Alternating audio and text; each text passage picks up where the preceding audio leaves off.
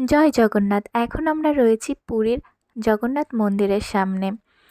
তো আগের বছর আমরা আংশুকে নিয়ে পুরীতে গেছিলাম, যদিও সেই ভিডিও এখনও পর্যন্ত আমি আপলোড করতে পারিনি।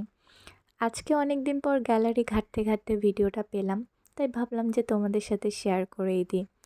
আংশুকে নিয়ে এই ফার্স্ট টাইম আমরা এত দূরে ট্রাভেল করছি, আর একটা বাচ্চাকে নিয়ে ট্রাভেল করা মানে তো অনেক জিনিসপত্র থাকবেই, যদিও আংশুর একটু জিনিসপত্র বেশিই লাগে। পুরীর জগন্নাথ মন্দিরে সবথেকে প্রবলেম হলো এর ভেতরে কোনো ফোন বা ব্যাগ নিয়ে যাওয়া যায় না। আর আনশু যেহেতু খাবারের ব্যাগ কিংবা ড্রেসের ব্যাগ নিতেই হবে, তাই ফার্স্টে একটু প্রবলেম হচ্ছিল। পুরীর জগন্নাথ মন্দির ভেতরটা কিন্তু বেশ সুন্দর, তোমরা যারা গেছো তারা নিশ্চয়ই জানো, আর যারা যাওনি তাদেরকে আমি দূরে থেকে যতটা পারি সম্ভব তোমাদেরকে দেখাচ্ছি।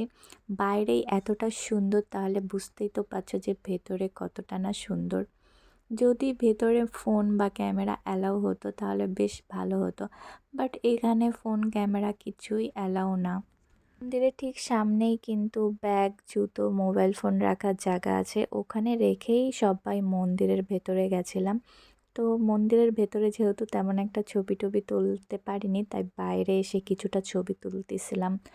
এতটা রোদ ছিল বাইরে বলার মতন না, ঘেমে টেমে অবস্থা খারাপ, মুখ চোখ দেখে বুঝতেই পারছো। আর আনশু তো গরমে ওর অবস্থাও খারাপ হয়ে গেছে, প্রচণ্ড হাঁপিয়ে গেছিলো। আমার মনে হয় একটু বিকেলের দিক আসাই ভালো, রৌদ্রে প্রচণ্ড কষ্ট হচ্ছিল আমার। আর বিকালের দিক ওয়েদারটাও ভালো ছিল, আর ভেতরের পরিবেশটা কিন্তু বেশ ঠান্ডা।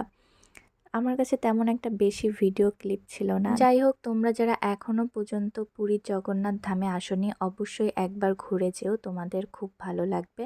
আর ভিডিওটা ভালো লাগলে অবশ্যই লাইক আর শেয়ার করে দিও। Bye bye.